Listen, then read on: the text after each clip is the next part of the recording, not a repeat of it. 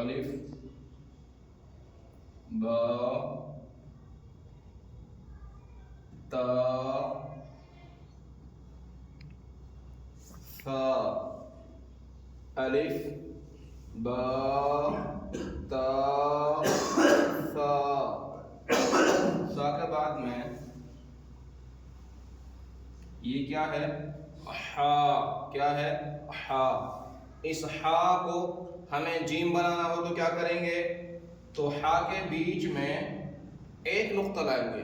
ہا کے بیچ میں ایک نقطہ لائیں گے. نقطہ لیا ہے، کیا بنا؟ جیم. کیا بنا؟ جیم.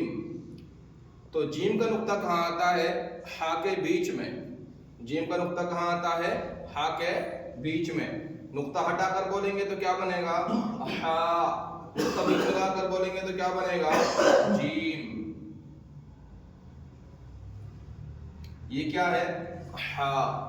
جیم کے بارے میں سمجھ لیجئے. زبان جو بیچ ہے، زبان کا جو بیچ والا حصہ ہے اس کو اوپر چپکائیں گے تالو میں، تو پھر بولیں گے جیم. کیسے بولیں گے؟ جیم. کھینچ کر بولیں گے جیم. جیم کے بعد میں ہا. یہ ہا بیچ حلق سے نکلتی ہے. ہا ہا ہا.